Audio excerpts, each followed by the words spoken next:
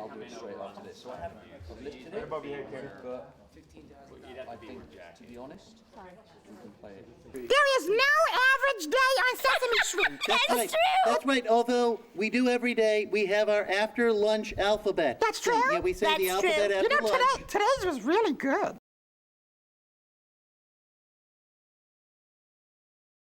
It was a huge fixture in my household. So to have been a part of that legacy is, you know, it's such an amazing honor to have been a part of it. And also, you know, I feel like I'm documented in that history, and that means so much to me because even my children grew up loving Elmo, you know, and having met the Muppets and watching their faces be so engaged in these puppets. Meanwhile, the people are working it, they don't even notice the people. It's just amazing what they were able to do, and what a beautiful, beautiful tradition.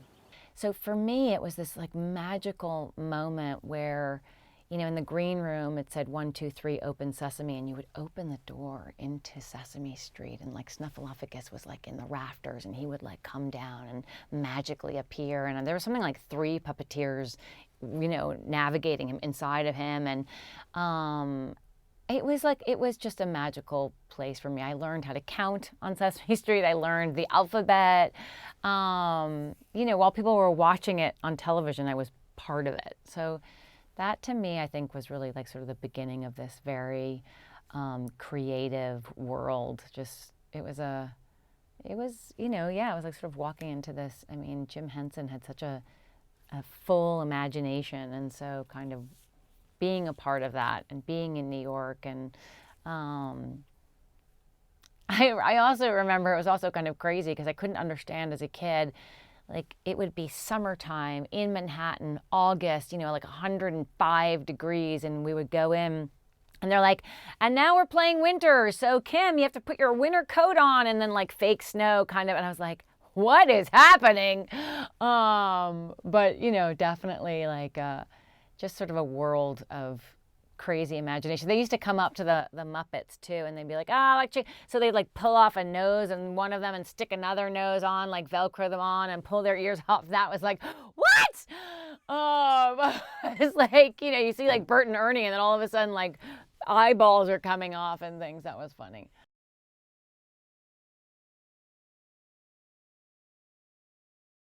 I definitely watched it as a kid.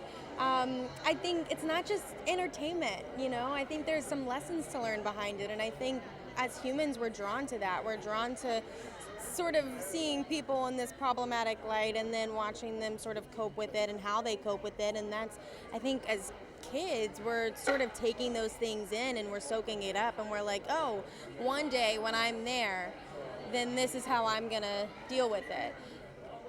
So I don't think it's just entertainment. I think you're really learning something, and I think that that's what makes great television.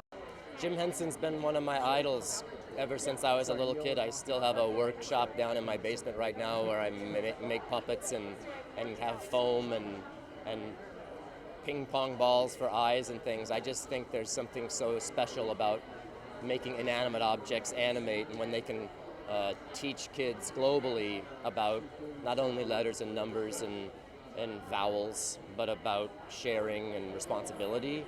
That's something that will endure for 50 more years, realistically. Sesame Street just has always pushed the envelope and pushed us to look at ourselves in a different way, and each other in a compassionate way. And they did it with humor, and they did it in a way that made it very palatable. So I think that's the genius of the show, and why it's touched so many for so long. Just iconic. I watched it as a kid. Everyone watched it. It's amazing. My mom was like, oh, that's the anniversary when I watched it. And I'm like, oh my gosh. Because it came out when she was born. So yeah, it's not even like an iconic thing, it's a lifestyle. Sesame Street is, I think, the purest form of entertainment that has ever come through the television screens. I grew up watching Sesame Street, seeing them grow along with the changing times and the impact that they've made on children who were going through different struggles, whether it was their parents divorcing or autism, or you just really, they've adapted to so many different situations, and with always had the, but they've always had the purest heart with it. I think like Sesame Street actually makes me emotional with just how caring and loving and pure and kind they've been throughout the years. It's just, nothing lights up a kid's face like seeing Elmo. Well, they would come out. I mean, I would remember like Carol, who was amazing, was Big Bird. You know, he would get so hot in his costume that they would, and it split in the middle, so they would literally like pull off the whole head.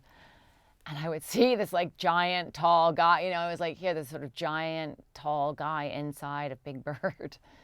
And I, you know, like when you're sitting here and like the garbage can is there, I would look behind it and I could see the puppeteer with his, you know, television, because he was working the whole puppet here. So I could like look back and see him kind of watching on his monitor.